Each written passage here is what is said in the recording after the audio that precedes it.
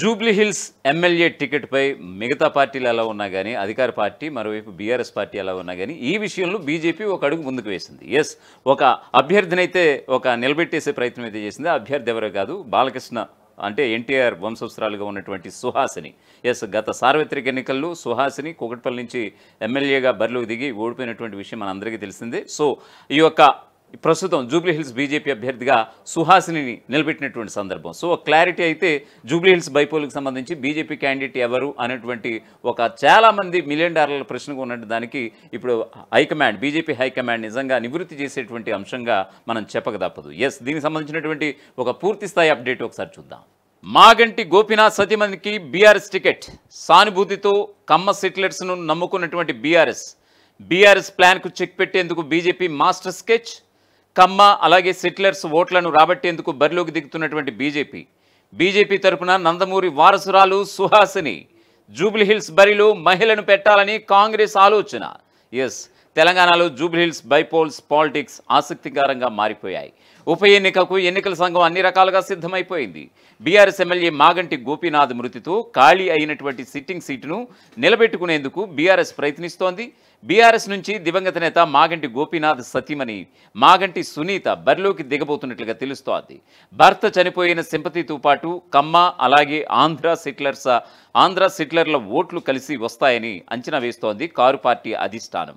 ఇక గ్రేటర్లో పట్టు సాధించేందుకు కాంగ్రెస్ ప్రయత్నాలు సైతం మొదలుపెట్టేసింది. ఇప్పటికే సికింద్రాబాద్ కంటోన్మెంట్ సీటును ఉప ఎన్నికల్లో కైవసం చేసుకున్నటువంటి కాంగ్రెస్ ఇప్పుడు జూబ్లీహిల్స్ సీటును కూడా గెలుచుకోవాలని ప్లాన్ చేస్తోంది. కాంగ్రెస్ నుంచి అజారుద్దీన్ అలాగే పీజేఆర్ కుమార్తె విజయారెడ్డి అలాగే నవీన్ యాదవ్ పేర్లు పరిశీలనలో ఉన్నాయి. ఇక్కడ ముస్లిం మైనార్టీ ఓటింగ్ చాలా కీలకం. కాంగ్రెస్ ఎంఐఎం మధ్య పోటీ పైన అంగీకారం కుదిరితేనే మొత్తం లెక్క మారిపోవడం ఖాయంగా కనిపిస్తోంది. ఇదిలా ఉండగా బీజేపీ కూడా ఇక్కడ పోటీ చేయాలని భావిస్తోంది. అయితే ఇక్కడ పోటీ చేయడానికి అభ్యర్థి ఎవరు అన్నటువంటి సందిగ్ధానికి తెరదించుతూ నందమూరి వారసురాలైనటువంటి నందమూరి సుహాసినిని బీజేపీ బరిలోకి దింపనుందన్నటువంటి ప్రచారం సాగుతోంది. గతంలో కూకట్పల్లి నుంచి టీడీపీ అభ్యర్థిగా పోటీ చేసినటువంటి సుహాసిని ఆ తర్వాత పార్టీ కార్యకలాపాల్లో పెద్దగా పాల్గొన్న దాఖలాలైతే లేవు. అయితే ఆ తర్వాత జరిగినటువంటి పరిణామాల నేపథ్యంలో నందమూరి నటవారసుడు జూనియర్ ఎన్టీఆర్ను టీడీపీ పక్కన పెట్టడం, ఆయన కూడా టీడీపీకి అంటిముట్టనట్లుగా ఉండడంతో సుహాసిని కూడా పార్టీకి దూరమైనట్లుగా తెలుస్తోంది. గత ఎన్నికల్లో జూబ్లీహిల్స్ నుంచి బీజేపీ అభ్యర్థిగా పోటీ చేసినటువంటి దీపక్ రెడ్డి ఇప్పటికే కేంద్ర మంత్రి కిషన్ రెడ్డితో కలిసి ఏపీ సీఎం చంద్రబాబును కలిశారు. అయితే ఇక్కడ బీజేపీ అభ్యర్థి విషయంలో పార్టీ అధిష్టానం చాలా సీరియస్గా ఆలోచిస్తున్నట్లుగా తెలుస్తోంది. అయితే జూబ్లీహిల్స్ నుంచి బీజేపీ అభ్యర్థిగా సుహాసినిని పోటీలో నిలిపేందుకు గాను నందమూరి కూతురు బీజేపీ ఎంపీ పురంధేశ్వరిని రంగంలోకి దింపినట్లుగా తెలుస్తోంది. పురంధేశ్వరి సుహాసినితో ఇదివరకే సమావేశమైనట్లుగా తెలుస్తోంది. అయితే పార్టీ మార్పుపై మాత్రం ఎలాంటి క్లారిటీ రాలేదు. అయితే తెలంగాణలో టీడీపీ అంత బలంగా లేకపోవడంతో బీజేపీ ఆ స్థానంలో పోటీ చేసి టీడీపీ జనసేన మద్దతు కూడగట్టాలని భావిస్తోంది. బీఆర్ఎస్ అభ్యర్థిగా మహిళ పోటీ చేస్తుండడం కూడా సుహాసినిని రంగంలోకి దించడానికి కారణం అంటున్నారు. జూబ్లీహిల్స్ నియోజకవర్గంలో ఆంధ్ర సెటిలర్ల ఓట్లు అధికంగా ఉండటం, మాగంటి సునీతలాగే సుహాసిని కమ్మ సామాజిక వర్గానికి చెందినవారు కావడం తమకు కలిసి వస్తుందని బీజేపీ భావిస్తోంది.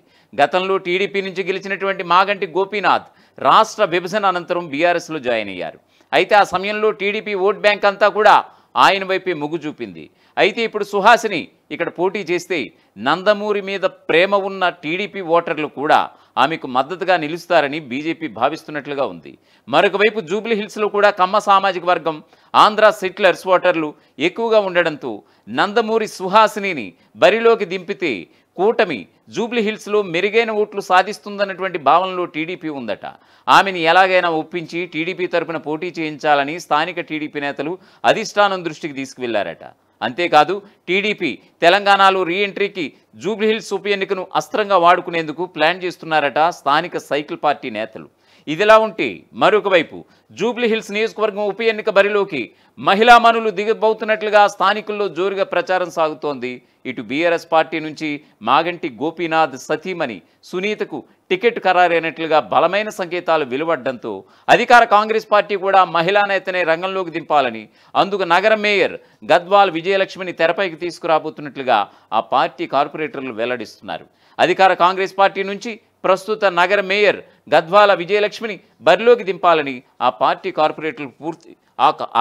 కార్పొరేటర్లు పూర్తి ప్రయత్నాలు చేస్తున్నట్లుగా తెలుస్తోంది.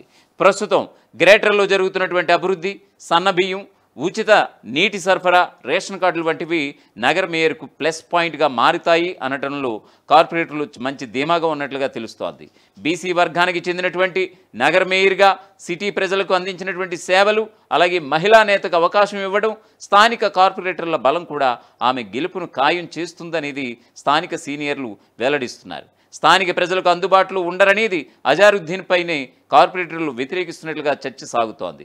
ఇక ఇతర నేతలు కూడా ప్రజల మద్దతు లేని వారిని, గత ఎన్నికల్లో వరుసగా ఓడారని, వారికి అవకాశం ఇవ్వకూడదనేటువంటి అభిప్రాయాన్ని జిల్లా ఇన్ఛార్జ్ మంత్రి పొన్నం ప్రభాకర్ని కోరినట్లుగా వారి సన్నిహితులు వెల్లడిస్తున్నారు. నియోజకవర్గ ఇన్ఛార్జ్ మంత్రికి కూడా వీరు తమ అభిప్రాయాన్ని వెల్లడించి నగర మేయర్ని గద్వాల విజయలక్ష్మిని జూబ్లీ హిల్స్ బరిలోకి తీసుకొచ్చేలా కొందరు కార్పొరేటర్లు ప్రయత్నాలు ముమ్మరం చేసినట్లుగా సమాచారం. ఏదేమైనా సరే ఇప్పుడు వచ్చే జూబ్లీ హిల్స్ బైపోల్లో మహిళా మనుల పోరాటం అయితే సాగబోతుందా అనేటిది నిజంగా చాలా తీవ్ర ఉత్కంఠ రేపుతోంది. మరి అజారుద్దీన్ పరిస్థితి ఏమిటి, మరోవైపు నవీన్ యాదవ్ పరిస్థితి ఏమిటి కాంగ్రెస్ పార్టీకి సంబంధించి? నిజంగా ఇది ఒక $1 మిలియన్ ప్రశ్నగా మిగిలిపోయింది. సో ముగ్గురు గనక 3 పార్టీలు ఇప్పుడు నందమూరి సుహాసిని బీజేపీ నుంచి పోటీ చేస్తున్నారు అనేది ఒక క్లారిటీ వచ్చేసింది. ఇక ఆల్రెడీ మాగంటి గోపీనాథ్ సతీమణి సునీత్ కూడా ఆవిడ కూడా బరిలోకి దిగబోతున్నట్లుగా అప్పటికే బీఆర్ఎస్ అధిష్టానం కూడా క్లారిటీ ఇచ్చేసింది. ఇక కాంగ్రెస్ మరి ఏం చేయబోతోంది, ఎవరిని బరిలోకి దింపుతోంది అనేది వేచి చూద్దాం. అసలైన తొలి వెలుగు. ఫాలో వాట్సాప్ @తొలి వెలుగు official.